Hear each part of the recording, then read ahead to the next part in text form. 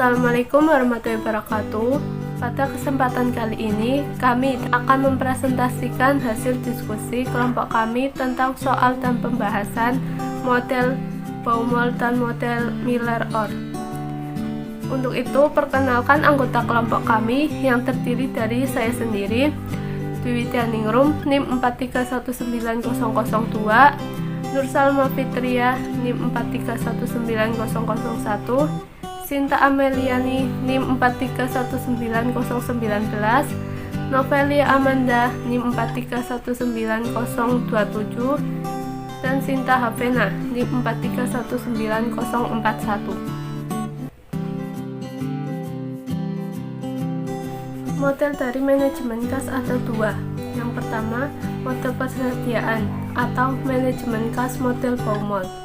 Model ini berawal dari seorang ahli, yaitu Baumol, sehingga dikenal sebagai manajemen kas Baumol. Baumol mengidentifikasikan bahwa kebutuhan akan adanya kas di suatu perusahaan itu mirip dengan pemakaian persediaan. Bila perusahaan tersebut memiliki saldo kas tinggi di suatu perusahaan, maka perusahaan tersebut akan mengalami kerugian dalam bentuk kehilangan kesempatan untuk dapat menginvestasikan dana tersebut pada kesempatan investasi lain yang lebih menguntungkan. Sebaliknya, bila saldo kas itu rendah, kemungkinan perusahaan tersebut mengalami kesulitan likuiditas akan makin besar. Yang kedua yaitu manajemen kas model Miller-Orr. Model ini berawal dari dua orang ahli, yaitu Miller dan Orr. Kemudian merumuskan manajemen kas model Miller-Orr sebagai berikut. Dalam keadaan penggunaan serta pemasukan kas memiliki sifat acak. Perusahaan kemudian perlu menetapkan batas atas dan batas bawah. Bila saldo kas tersebut mencapai batas atas, maka perusahaan tersebut kemudian perlu merubah sejumlah tertentu kas agar saldo kas tersebut kembali ke jumlah yang diinginkan. Sebaliknya, bila saldo kas menurun mencapai batas bawah, maka perusahaan tersebut perlu menjual sekuritas supaya saldo kas itu naik kembali ke jumlah yang diinginkan. Selanjutnya yaitu mengenai contoh model persediaan atau inventory. Arinka mendirikan sebuah perusahaan kecil dengan temannya. Pengeluaran yang dilakukan oleh perusahaan mencapai 95 juta setiap tahunnya. Kas dari perusahaan akan digunakan untuk membeli obligasi dengan keuntungan sekitar 5% per bulan dan biaya transaksinya sebesar 2.500 per transaksi. Berapakah jumlah total biaya pengelolaan kas untuk perusahaan tersebut? Diketahui dari soal tersebut yaitu O atau biaya tetap transaksinya adalah 2.500 per transaksi. I atau tingkat bunga atas surat berharga sebesar 5% per bulan. D atau kebutuhan kas selama satu periode 96 juta per tahun atau 8 juta per bulan. Ditanya total biaya pengelolaan kas. Penyelesaiannya yaitu menggunakan rumus C sama dengan akar 2 kali O kali D per I. 2 kali 2.500 kali 8 juta per 0,05 yang hasilnya akar 800 miliar, dan akar 800 miliar itu adalah 894.420. Total biaya pengelolaan kas sama dengan biaya transaksi plus biaya kesempatan sama dengan 2.500 kali 8 juta per 894.420 tambah 0,05 kali 894.420 per 2 sama dengan 2.500 kali 8.950 ditambah 0,5 kali 447.210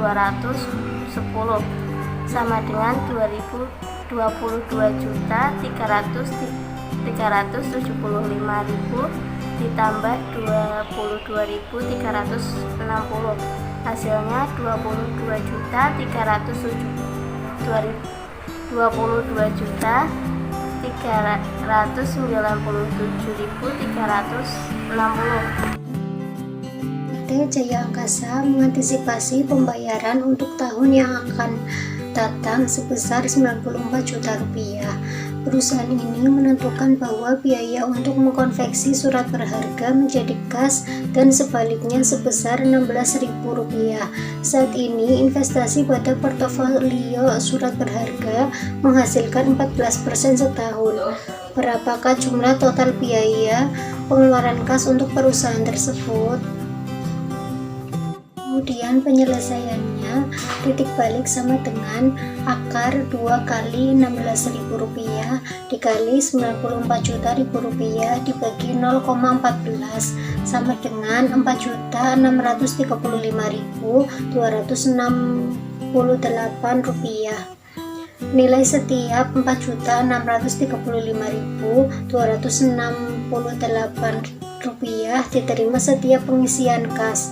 Selama setahun ada Rp94 juta dibagi Rp4.635.268 sama dengan 20 konveksi.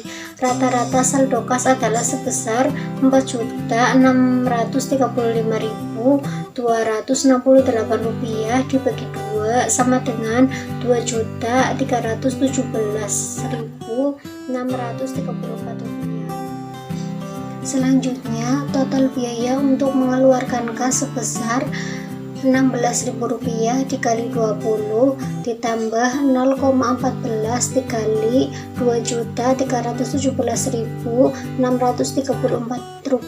sama dengan Rp320.000 ditambah Rp324.468 sama dengan Rp644.468. Manajer keuangan PT Sejahtera mengamati bahwa pengeluaran kas harian ditaksir sebesar Rp6 juta. Kas menganggur bisa diinvestasikan pada surat berharga yang memberikan tingkat keuntungan 16% per tahun. Biaya transaksi untuk menjual atau membeli surat berharga ditaksir sebesar Rp70.000 per transaksi. Perusahaan menetapkan batas bawah saldo kas perusahaan sebesar Rp2 juta. Tentukanlah jumlah kas optimal, batas atas saldo kas, dan rata-rata saldo kas perusahaan. Jawab.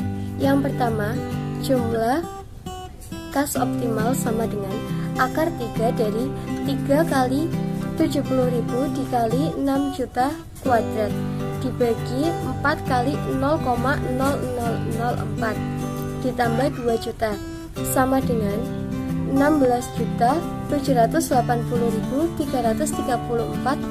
ditambah 2 juta sama dengan 18.780.334 rupiah.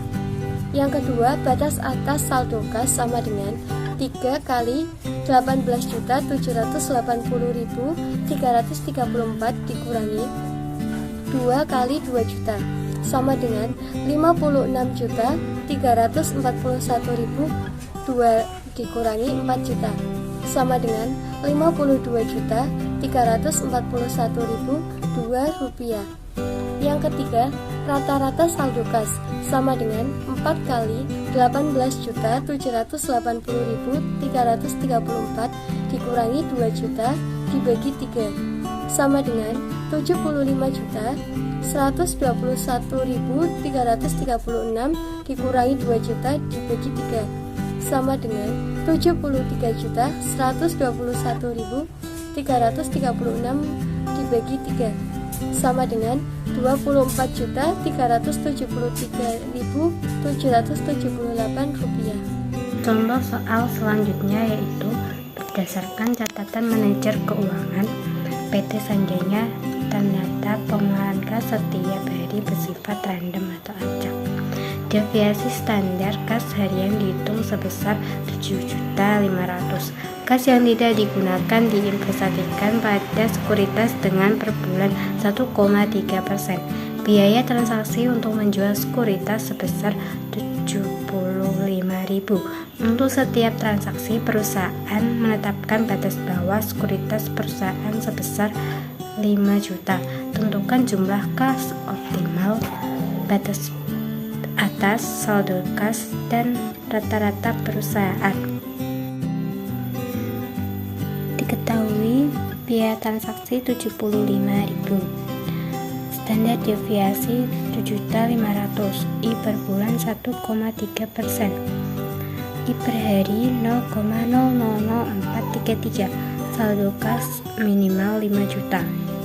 Dijawab, Z sama dengan 3 akar 3B full kuadrat dibagi 4I sama dengan 3 akar 3 kali 75.000 dikali 7.500 kuadrat dibagi 4 kali 0,00433 sama dengan 19.400.762.